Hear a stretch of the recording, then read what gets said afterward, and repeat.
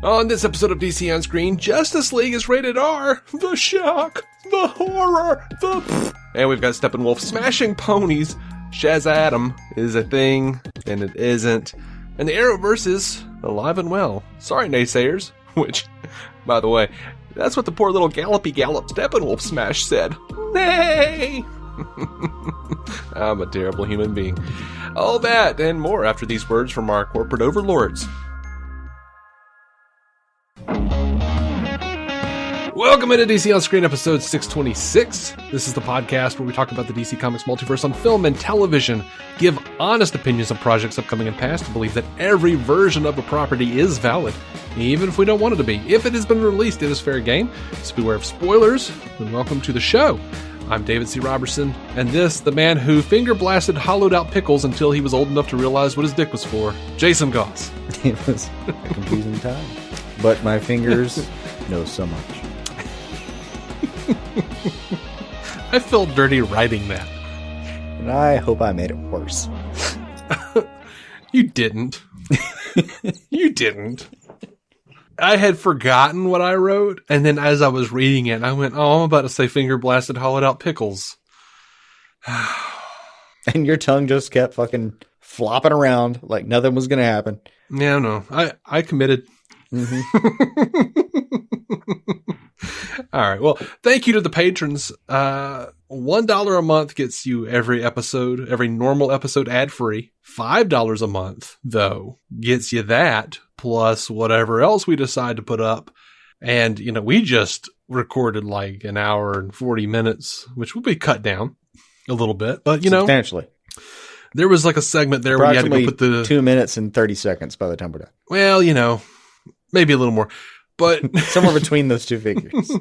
We just recorded a Patreon episode. Yeah. Where you basically, you reviewed the Power Rangers movie. Right. And then I reviewed, what was it? Death Note. Right. Yeah. But mostly we talked about Power Rangers and how it compared to the original series. I've never seen the movie, so. But I do have, for whatever reason, seemingly intimate knowledge of the, of the show. Approximate knowledge. Yeah, a little more than approximate knowledge. I think it's way more than approximate knowledge. It's way more than approximate knowledge of the show up to and including segments of Lost Galaxy. It was passingly scholastic. I love that. I love that. Passingly scholastic. I dig it. Whew. So, yeah, if you want to hear that, we've been killing it on the Patreon front, and I'm actually pretty proud of us. So, there's that. If you don't want to deal with Patreon, though, or if you already do and you want to help us out more, you can go to DCOnScreen.com and click the donate button. And if you want to support the show and get some swag for it, you can check out our merch store. It is linked on DCOnScreen.com right next to the donate button. It says store, and I'm told all classic shirts will be on sale for $13, and everything else will be up to 35% off on February 10th through the 12th. So, yeah, go check that out. Get a little bit of a discount. And you can also always leave that 5-star written review on Apple Podcasts, and that helps us, and that is free. And then we'll read your review. And, if you reference the Beatles enough in it, Jason will clap. Mm-hmm. Wholeheartedly. So, this is not a normal episode, I don't feel like, because there's not that much damn news, but we may have talked ourselves out on our Patreon. So I don't know what's going to happen here. It's going to be a solid we'll see kind of episode. A solid we'll see. As always, we're going to start off with Zack Snyder's Justice League. This is the newest thing that's about to come out. The newest, oldest thing. And we've got a rating. And everyone was shocked. Everyone was, oh my God, how could it be? Everyone who follows this shit, we knew it was going to be R. Yeah. Zack had said it was going to be R. It's rated R for violence and some language, I guess. And, I don't care. Every time one of these superhero movies shows up with an R rating, there's a bunch of jackwagons on Twitter going like, I guess I'll just have to explain to my 2 loving children why they can't watch the latest Batman movie because someone has to be edgy. Yeah. Dude, you got like a million Batman things to watch if you have a kid. You could not possibly run out of material in your day to show parts of the DC universe that are perfectly within your child-rearing aspirations. You will not run out of that material. You'll be fine. Also, not everything has to be within those, though. If they're so young they can't handle some violence and Batman dropping the F-bomb, then they'll probably believe you if you just, given all the marketing, if you just play the theatrical Justice League with the color turned off. Yeah. Yeah. And then when they get old enough, you can say, oh, by the way, here's the real 4-hour thing. That's nothing at all like this theatrical thing. And then they'll be like, oh, okay, thanks for lying to me all these years and trying to shelter me. Right. You piece of shit. Just do what our parents did. Watch it beforehand. Write down the times of the egregious moments. Mm-hmm. Mm-hmm. Claim. My parents did that, yeah. Claim that the VHS stopped working during those times, or that dinner was ready and you had to come right now. Mm-hmm. And then skip those moments. And then carry on about your day until they're like 13 or 14, and you're going to be like, okay, so I didn't show you about 20 minutes of this movie. Mm-hmm. And I know you watched it when you were 9 years old at somebody else's house. That's very true, too. But I feel like we should watch it together now so I can give it context that you've already given it, by the way, because you're a grown fucking adult that's not quite an adult yet, but the adult part will be the majority of your life, so we should probably pay more attention to that than the child part. And we're going to just discuss this as adults, even though you've already consumed it, and I was not there for you to consume it to begin with, because I had some moral objections to the thing. You know, what's funny is, you know, I grew up in a pretty uneven household, like very conservative Christian, but also like a fair amount of fuck it involved. I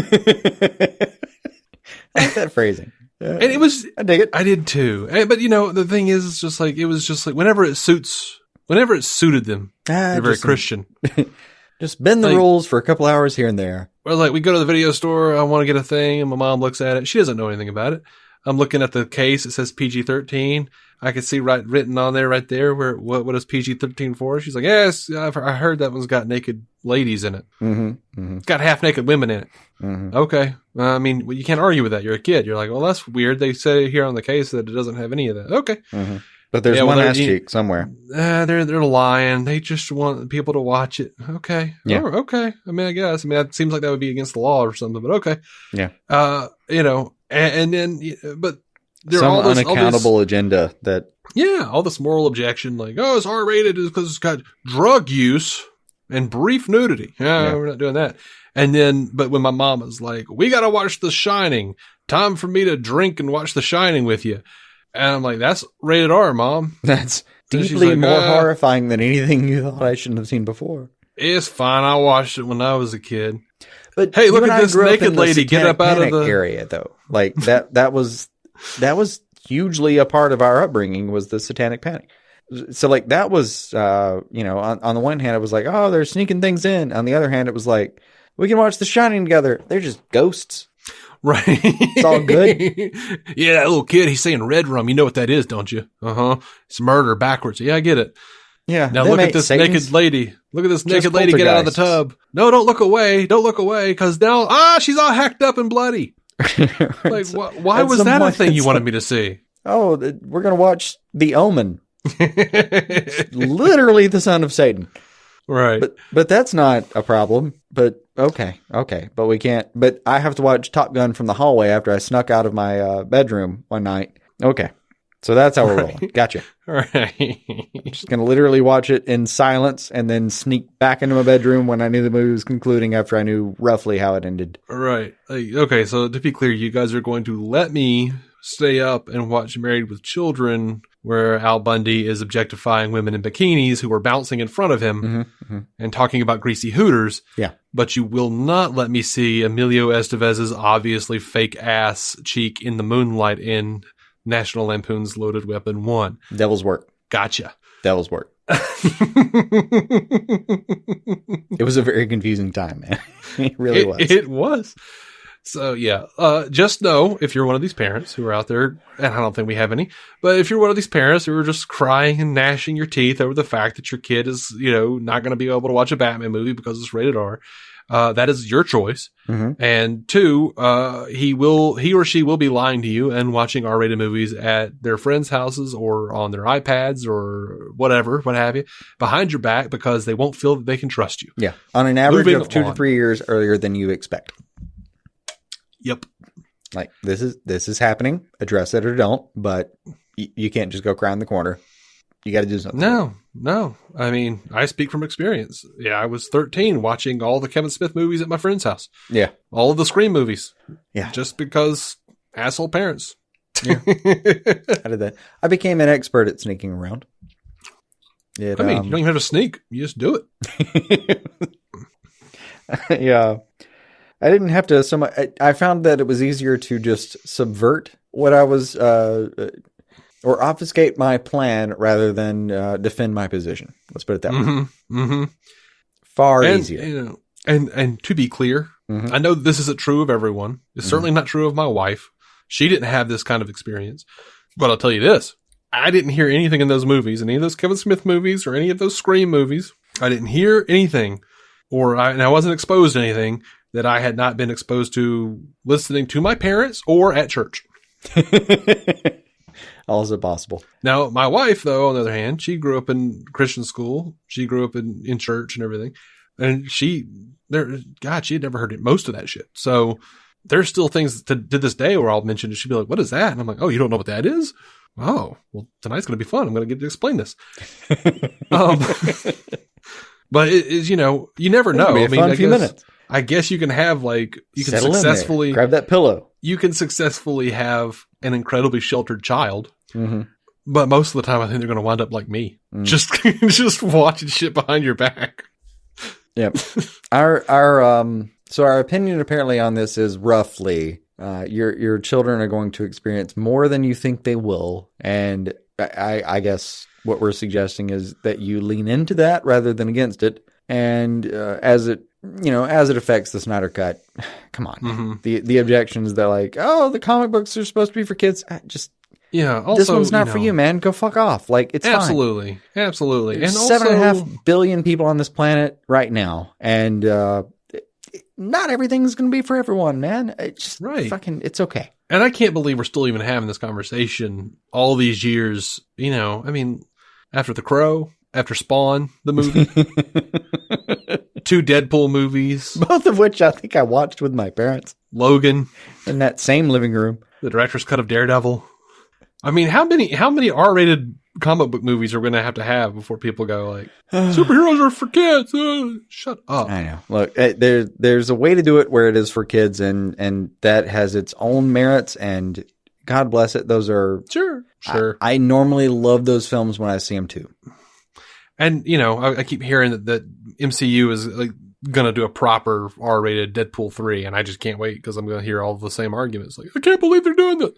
I remember going to see Deadpool and seeing parents get up and angrily walk out. I can't believe this. I'm like, did you not look at the marquee? Did you not do any kind of research? I watched Deadpool and I sat there next to 11-year-olds who were laughing their dicks off and having a great time. As look, 11-year-olds, they're on YouTube, man. Their favorite YouTubers say dirtier shit than Deadpool does. Yeah. Look up Jake Paul and Logan Paul. Those assholes do way worse.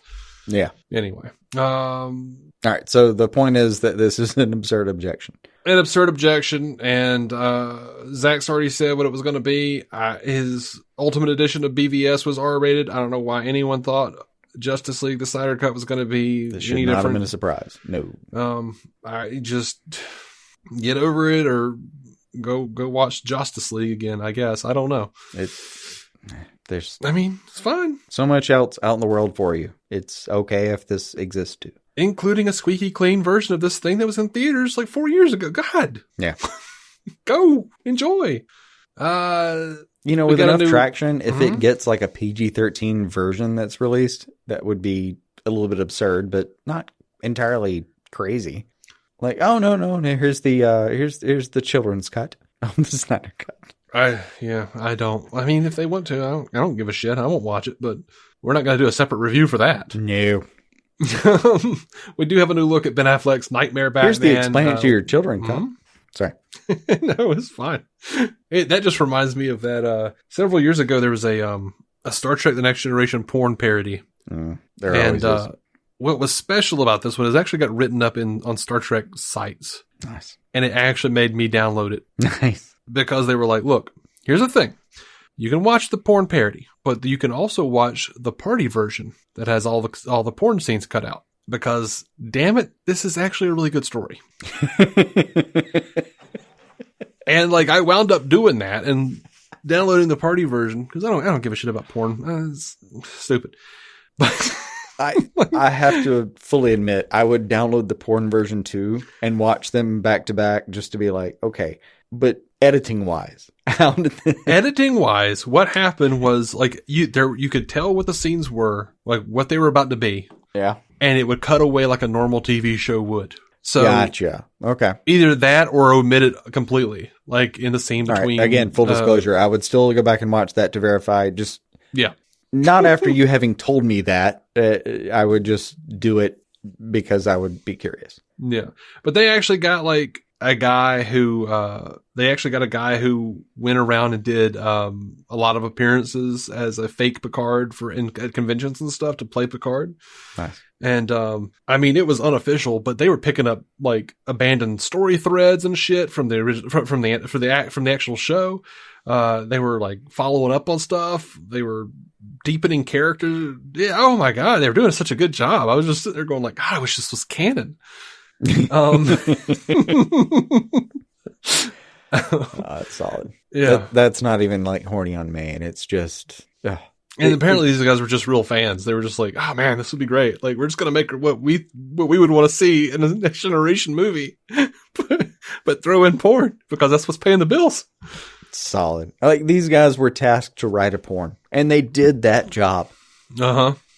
But in the white space of them being given just all the options in the world to how to get to the fact that people were going to bone. Yeah. They decided, you know, we can do some things here. What was funny is I even saw like people porn fans complaining that there were not legitimate reasons for the characters to bone in this movie because they had spent too much time on the actual story.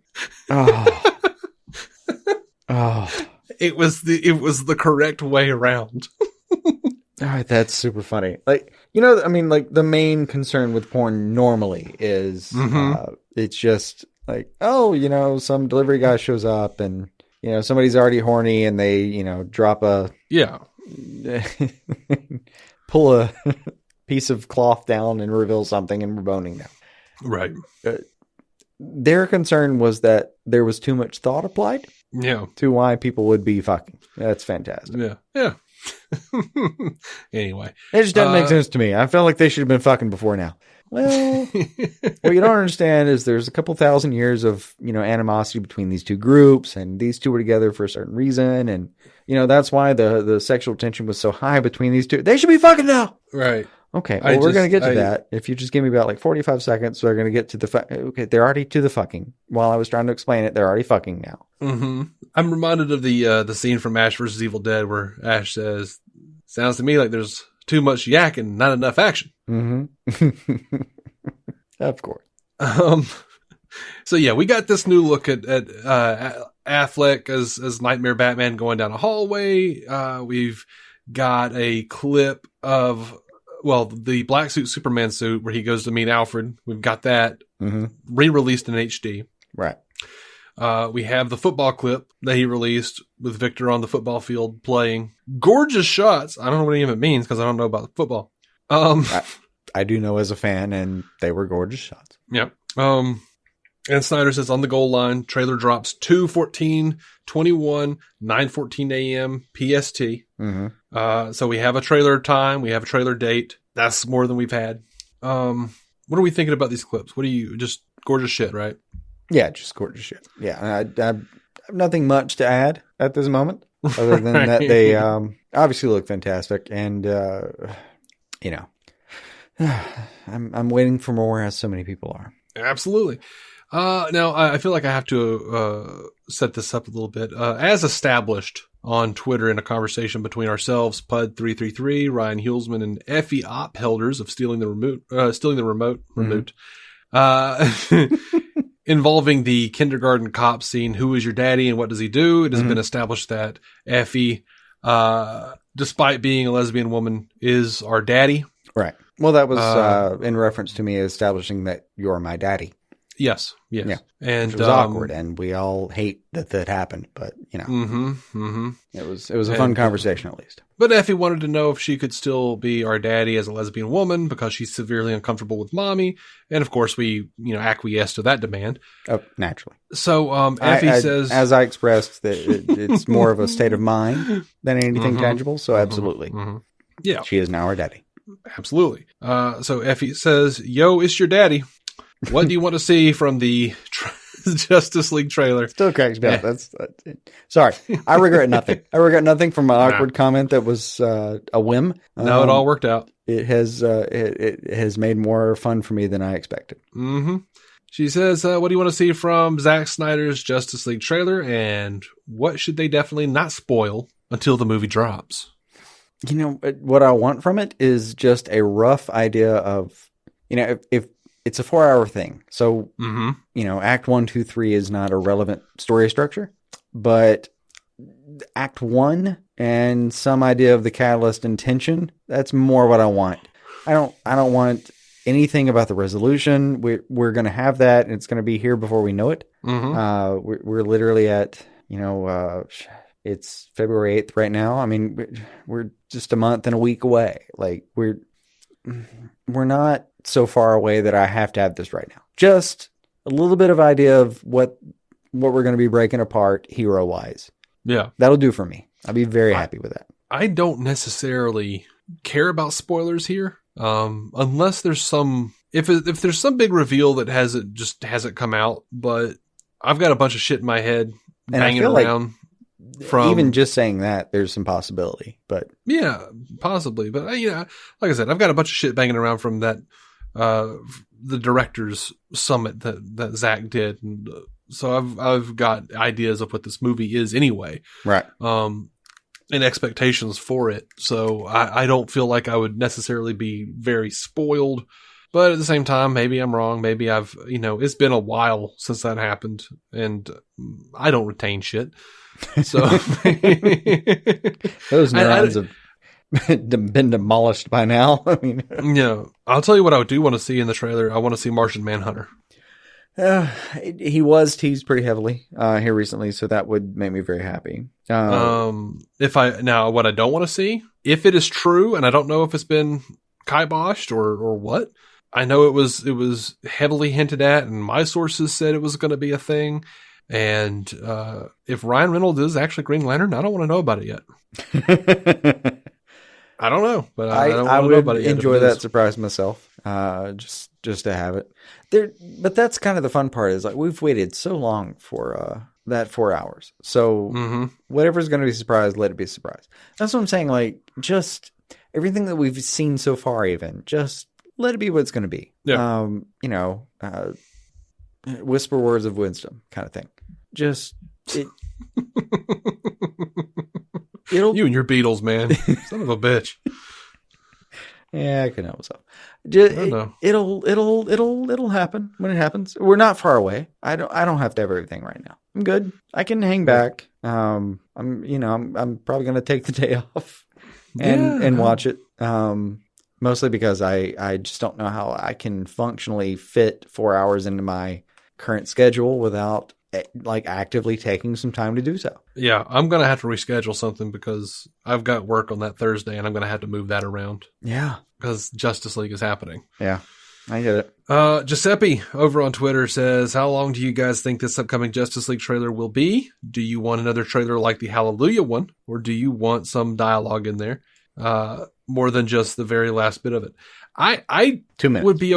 I'd be okay with 4 minutes since it's a 4-hour movie. I'm good with that. I'm just, I would also be okay with the 2 minute, hey man, we'll see what we get kind of thing. and we're just so fucking close. It's all about to be there. I'll be okay. Yeah. I'll be okay with Absolutely. a couple minutes and only 60 seconds worth of new footage will do me just fine. Yeah, I'd be okay with that. I don't. My appetite at this point could not be more wet. I'm not lacking in hydration there. Yeah, I don't know that I even want another trailer. I don't. Part of me doesn't. Part of me just wants to see the damn thing at this point. And I mean, I'll honestly, if it was trailer. out tomorrow, I'd just have to call my bosses and be like, well, I'm just not going to be there. Right, something came up. Family emergency. Yep. God, I don't know, man. I don't know. Like, I don't know what I would be down to see whatever Zack wanted to do. That's honestly my answer. And I would have never guessed that the Hallelujah trailer would have been so cool to me. And, that song got stuck in my head for like 2 months. Yeah. And, and it is like that. He is the progenitor of that song, but it's such a powerful song. Mm-hmm. It is a deeply powerful song to have picked for this, set of material in particular. Man, it's like, even as I've said before, when like if I'm thinking about this trailer for too long, it eventually morphs into other versions of Hallelujah. Ah, shit, man, it's still good. I'm still really happy with where my brain is at the time. Yeah. Snyder's got like really good choices of music, and I'm down with whatever he does, honestly. Mm-hmm. I've weaned myself from expectation, because when I had expectations for how things should go, I didn't like Snyder as much. And since I've, gotten my head, my ass off my shoulders, basically, or my head out of my ass, I've kind of been able to enjoy everything that he did prior. I feel like I should have been more on board with Man of Steel all those years ago. And I think it'd still be a fun space for you and I to revisit. I think we should. I absolutely do. I've been itching to watch all of that stuff again. I'm down. Henry Cooper over on Twitter says, "Did you see that Steppenwolf clip? Like, damn."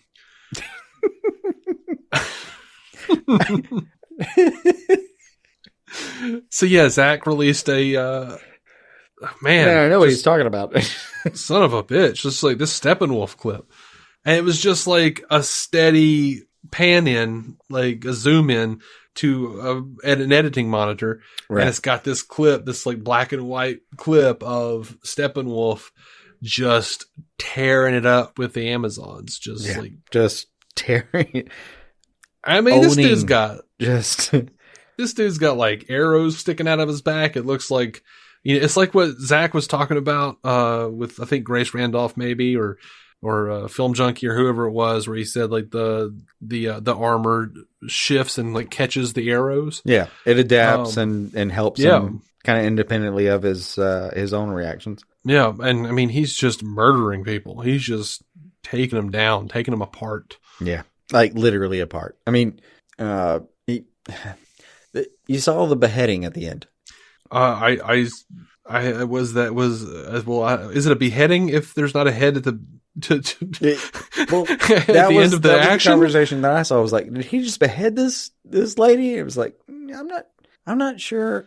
I mean, watching it, my take was like, I'm not sure if he beheaded her so much as just removed the idea of a head having ever existed. Right. And he obliterated the portion of the anatomy that was a head. And he did to that horse what freaking Hulk did to Loki in the Avengers. Oh yeah, just yeeted that bitch. I feel like that's an album title that needs to happen. Horse yeeting by King Crimson. So in response to this clip, though, David Sandberg, who goes by the handle Pony Smasher, responds, "I was already going to see it, but now there's Steppenwolf smashing ponies." Look, I know some people have not enjoyed the Shazam being a jokey character thing. Yeah, but you got to give him credit, man. Dude knows where the joke is, and he goes for it. Did you see the thing where someone was saying that they didn't want any more jokey comedic Shazam, and he was like, Oh, the golf version? Yes, he put out the golf Yeah. version. He had like the little upside down cross coming off the eye and everything. And he's like, it's not a face. It's not a face. Yeah. Yeah, I saw that. It's so good. That was good. Did you actually, I sent you this link. Did you actually get one of those commemorative Zack Snyder Justice League footballs? Oh, the fuck I did. Yes, absolutely. They were on Ink to the People. I'll put up a link in the show notes, but yeah, that's the thing. Yeah, I had to. Yeah. I can have it rest somewhere forever, and I don't have to worry about what shirt size I currently fit into. Yeah, it's one of those things where I would totally get one, except for the fact that I can't walk into my office and see a football. I'll just feel dirty for the rest of my life. It doesn't matter. You can put however many Batman on it. You can put Zack Snyder's dick on it. I don't care. I'm not going to... I'll feel dirty about it for the rest of my time. I'll feel just fine. I know you will. That's why I was like, oh, Jason will like this. I mean, given my actual sports history, like a baseball or a frisbee would have made more sense, but I can get by with a football too. And I think it was Ray Porter. Ray Porter posted somewhere that like, I already got mine. Like, okay, cool. Yeah, no, that's first of all, cool. Second, makes sense. He looks like a big guy. He probably played up to some point. Yeah. And I'm just sitting here going like, you're going to get a bunch of geeks to buy a football. This feels like a trick. Oh, it's way past the Ink to the People. You know that like benchmark they have where like, well, we have to have this amount and then we can do it. And then kind of anything Snyder Justice League related gets in and they like, well, we have to have this amount, and then that amount doubles in like 6 hours. Yeah. Yeah. It's way They said they needed 300, and it was the last time I checked, which was 3 or 4 hours ago, was that's $579. Yeah. So they're good. That's it's making it. They're making it. That'll be right. I'm so excited about Snyder Cut though, man. I really am. Like, oh yeah, me too. I am more excited than I thought I would reasonably be to see it. Even given your own proclivities to sometimes, I get, look, man, when Warner Media does some shit, when Jason Kyler doesn't do what I want him to do, and do the right thing in regards to Ray Fisher, when it turns out Hamada is a piece of shit, when I look up and Jeff Johns is still producing shit, it bums me out and it tears me down a little bit. But then Zack releases another clip and my dick gets hard again and I'm okay. I can weather another storm. Yeah. It is really nice to see you in this spot where you can have some joy in that matter. Yeah.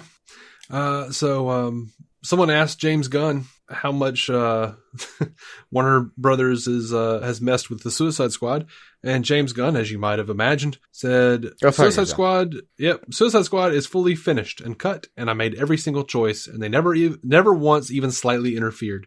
They gave very few notes. They were usually good and minor, and I took them if I wanted to and didn't if I didn't want to. Warner's was creatively amazing. I get the feeling that either he's lying, or when he came to the table, he says, you guys are known for doing this shit. I will not sign on unless my contract says I have total creative control. Yeah. You brought me here for a reason.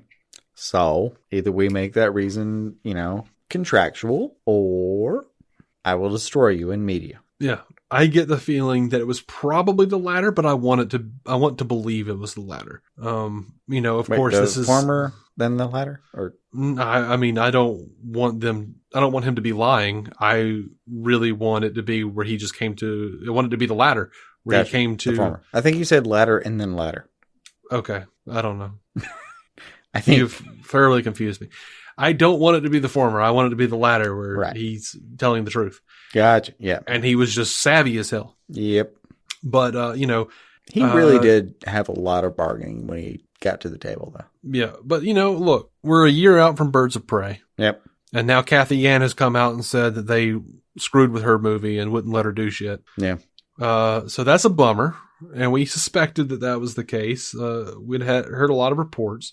So, I don't, and she went out and just fully said like, yeah, I don't think there's a cut. There's not a Kathy Yan cut. I think this shit got the kibosh before there was a cut involved. I mean, maybe I personally find myself making, I have a knee jerk reaction where I'm like, yeah, but you're a director. You don't always get your cut. And then I find myself considering the last several years and thinking, okay, but that deserves, I don't know, more, we should be taking that more seriously than we did before. Yeah, it's one thing, like, I feel like I'm of two minds because I want people to have their artistic vision realized. Sure. But at the same time, I feel like the owner of the IP should have a say. So, that's why I can go to a Marvel movie or I can go to something like Ant-Man and go, look, I love Edgar Wright, but screw him. His vision didn't fit with what Feige and everybody else wanted. Yeah. So, but because to me, it feels look, always deeply regret that was not a thing, but right. But at the same time, it's like they had the right to pull that trigger. Absolutely. And I feel like it is well known, even to us, that Kevin Feige is the final say. Yeah. That is the structural setup of how that system works. If we had something like that at DC, I would side with them. Yeah. No, we don't right now. I would say, well, Snyder knew what he was getting into. Yeah, but that's exactly the problem. We have shuffling personalities at an executive level. But, we also have Warner Brothers who are so hung up on being the filmmaker's studio, letting filmmakers do what they want. And then the filmmaker's studio. Well, it's the hypocrisy, Like they're like, well, unless you're a DC, and then we just say you are, and you got to lie. Yeah. But really, we're not letting you. And that's horseshit. Like, either say we're the filmmaker studio unless you're going to do DC, in which case we've got this overlord here. Yeah. But see, what was weird is they were unhappy with how much money Man of Steel made, and then they were like, well, let's double down anyway and make Zack Snyder the Kevin Feige because he and Deborah were halfway through. Right, like not even halfway through. Before that, yeah, he had, but they had Zack and Deborah, plotting the damn course for several movies. Yeah. And then all of a sudden, BVS, even though it made almost $1 billion, they were like, oh, we don't like this critical reception. Well, then maybe you should have, given all the booze and the presents to the, critics like Marvel did. Yeah. I mean, I thought we were going to get on the because of the goodwill from Dark Knight. No, that's not how that works. No. You have to give everyone iPads like everyone else. That's the swag package. They didn't. That was the annoying part. It's not that those movies did badly. It's that they did badly versus some set of expectations that I don't know, man. Like if you say every movie should make $1 billion, shit, man. That's what are you silly. going to do about that? If you say every movie should double its money, yeah, they all did that. Yeah. I mean, I remember everybody saying that Ant-Man was a flop because it didn't do $1 billion. And I feel like Kevin Feige just whipped it. He just wagged his dick at him and moved on. Yeah. But like Warner Brothers is just like, I don't understand. It's a superhero. It should be making this much money. No, I'm sorry. Yeah. That's not how it works. Anyway. It's just not. Variety put out this report that Henry Cavill will not be appearing in the upcoming Shazam Fury of the Gods as Superman. This comes after weeks of unverified rumors and reports saying that Cavill would, in fact, be appearing. Mm-hmm. Now, Variety says multiple sources who are directly connected to the production have revealed the lack of Cavill's involvement. And, Sandberg came out and said, I'm not going to comment on casting rumors for several reasons. One, being you can't be sure about anything until it's happened. Halfway through shooting Shazam, the plan was still for Cavill to be in it. Scoopers could have scooped that and been right at the time, but wrong in the end. Then he says, though I can confirm with 90% certainty that Shazam will appear in Shazam 2. So if you're a fan of that character, you might enjoy Shazam 2. Nice. So, that's one of those little things that came up. And it doesn't really matter if he's in it. Of course, I want him to be in it. I like Cavill. I want to see him continue. Yeah, I'd like to see him reestablished, like, outside of Snyder Cut. Yeah, sure. Earlier... His actual face on screen established. Yes. Yeah, absolutely. Earlier this week, there was a report from Bleeding Cool that DC Comics was changing the name of Black Adam to Shazadam. Mm-hmm. And IGN reported that sources with direct knowledge of the comic have confirmed that is not happening. Mm-hmm. So, I have had a number of people message me about this. Like, did you see they're changing Black Adam's name? And I was like, no, they're not. Let's give this a second. Let's hang out on this one. No, I mean, I already knew. Like, they were quick, man. They were like Johnny on the spot was saying like, nuh-uh. Yeah, what a dumb name. Yeah. Suicide Squad spinoff. Oh, actually, that's all of our movie news. Do you want to go to a break? Oh, or you just want to power through? Yeah, let's go to break. All right, we're gonna go to break. Then we're gonna come back and talk a little bit about TV, and then we're gonna talk about like one or two listener feedbacks and call it a night. All right, we're back. Suicide Squad, the spinoff Peacemaker, has cast Nut Lee as Judo Master. Are you familiar with the Judo Master? Only vaguely. Yeah. Okay. So the name has been around since like 1965, but there have been 3 different versions. Mm-hmm. The character was originally Hadley Rip Jagger, a World War II sergeant in the United States Army. Mm-hmm. He was taught the martial art of judo after saving the daughter of a Pacific Island chief. The character was eventually killed by Bane, and a new version came into being in 1994. Judo Master has been affiliated with Law, All-Star Squadron, and the Justice League, and a woman version of the character, who was created in 2007, was also associated with the Birds of Prey. So we don't know which version is going to be, but the version who was in the 6-issue Law comic book series with Peacemaker is a pretty good guess. Yeah, solid guess. So yeah, I think it's I like the idea that Gunn is still kind of grabbing at these like just really obscure ass people. Yeah, because I mean, do you know how many DC characters I know? Like, my God! Like the other day, I saw a tweet. Someone was like, "Can you name 10 POC superheroes without looking up?" And I was like, 10. I've got like 30 in my head. Off the top of my head, I had at least 30, and that was just DC. Yeah. Before I ever, like, I just started, like, I was, like, counting on my fingers. I'm like, I hit 30 before I ever thought, oh, shit, Storm. Like, oh, yeah, there's Marvel, too. Yeah. So, like, the fact that I didn't know Judo Master is just, oh, okay. Yeah. Yeah. No, there's plenty out there. Like, yeah, anyway. Plenty of opportunity here. So for the 2021 to 2022 season, CW has renewed The Flash.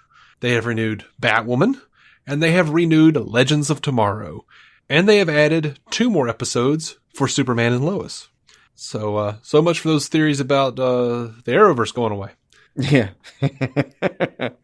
Change substantially? Sure. Going away? Yeah.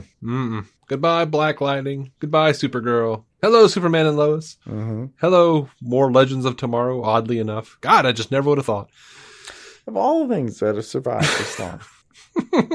I'm here for it, though. It's wound up becoming one of my favorites. I know. And of all things, you were super hesitant about that show for so long. Yep.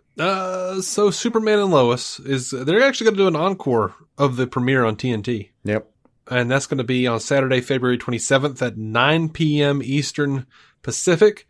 And in the afternoon, leading up to that encore airing of the episode, they're just going to do like a DC marathon. They're going to have Suicide Squad at 1 p.m. They're going to have Man of Steel at 3:30, Justice League, the theatrical cut at 6:30, and then Superman and Lois at 9 p.m. Mm-hmm. So that is and then they're immediately after that, they're going to have a brand new special, Superman and Lois Legacy of Hope, which will take fans behind the scenes with sneak peeks and interviews from the cast of the new series, plus special guests discussing the legacy of the Man of Steel. So that's like a whole lot. Like even for people who hate Justice League, that's a lot. You can just skip that, go take a piss break for a few hours, and then come back and watch the premiere. Yeah. Or skip that too, eat a meal, then come back and watch the special feature that'll most likely be on a Blu-ray release. Right. In case you were just like at home. Yeah. I mean, I'm always at home. This could be your afternoon. It doesn't sound like a bad one, frankly. Honestly, even with the theatrical cut of Justice League, it doesn't sound like that bad of an afternoon. Yeah, it's still fine. I mean, it's still good. I've been to some family gatherings. I would much rather be watching Justice League at home. Yeah, if of the options, Justice League theater cut versus family gathering, yeah, for sure. Certain family gatherings, some are great. Much rather do that. For me, most. I'm just gonna go with most. I know, without detail. I know. Justice Society World War II is going to be released digitally on April 27th, 2021. Mm-hmm. And then on the 4K Ultra HD Blu-ray combo and Blu-ray on May 11th, 2021. Sweet. So, there's that. And they also have a DC Showcase short featuring Kamandi, the Last Boy. That's a character I've always wanted to like, but never have. I couldn't have put it on myself. Yeah. No, I've got an action figure of the guy. I feel like Batman the Brave and the Bold was the best case it ever had for getting me on board. That was at least a very enticing version of the character, for sure. Yeah. Now, let's see. We've got J. Scotty St. Clair. He's got a question for us. He says, when do you expect we'll get more info on the Aquaman King of Atlantis 3-part animated series James Wan is developing for HBO Max? Any hopes and or expectations for the series as far as animation style influences or characters to be featured? The silence is deafening. Yep. Your thoughts? My thoughts are I don't really care. I had forgotten that it was a thing that was supposed to be happening, much like I had forgotten until I read this and went, oh, wait, there was another Aquaman thing happening. Yep. That spinoff movie. Yeah. Full disclosure, me too. Yeah, so I had forgotten, and now I'm dismayed because it might actually happen.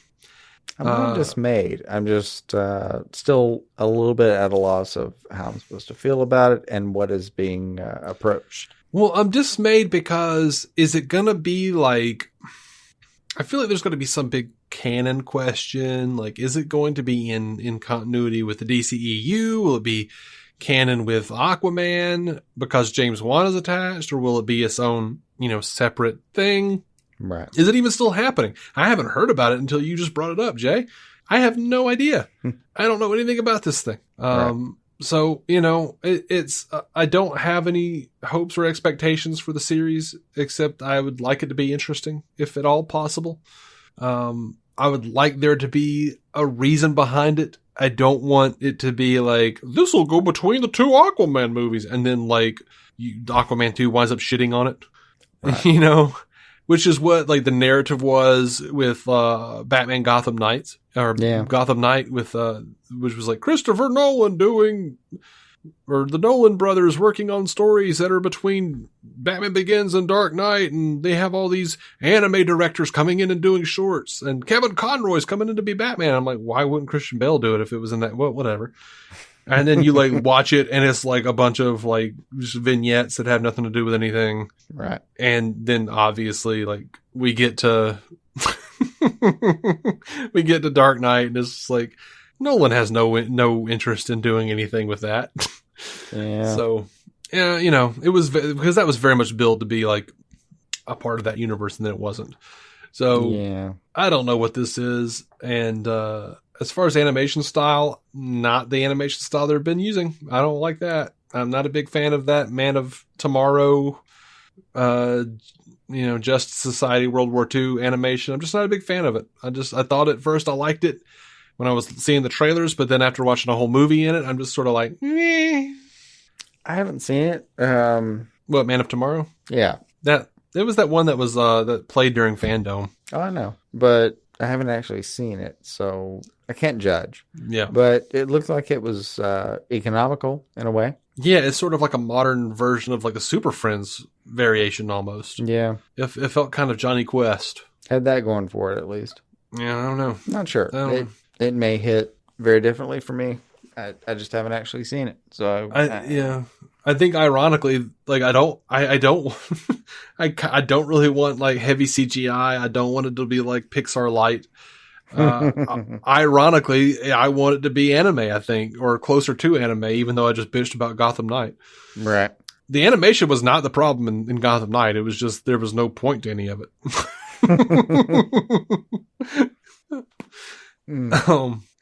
Ryan Hulsman says, "Who is your daddy and what does he do?" Jeff, and fixes medical equipment. Also Dave. Jerry, and he fixes elevator equipment. And as established by that Twitter conversation, Effie is our daddy. And what does she do? She listens to a great podcast called DC On Screen. Yeah. And you can find every episode of DC On Screen. Now that we've officially established. At DCOnScreen.com. The hierarchy of that experience. Yeah, no, that works for me. I'm good.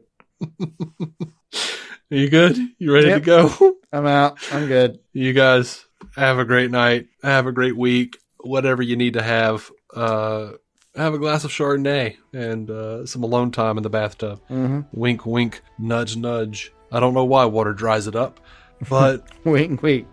Nudge, nudge. No judge. Until next time, keep finger blasting those hollowed out pickles and keep some DC on your screen. Are we providing the pickles? I'm not providing pickles. I'm going to opt out of pickles.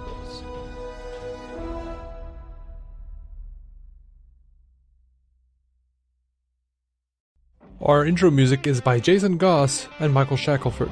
Michael's band, Galactic Engineers of Magnetic Sounds, or GEMS, can be found on SoundCloud and Bandcamp. Visit DCOnScreen.com to find our Patreon, merch, contact information, and every episode of the show for free, including crossovers we've done with other podcasts. DC On Screen is a maladjusted production. For more from me and Jason, including sketch comedy, vlogs, parodies, and our improvised web series Hey Guy, visit maladjusted.tv.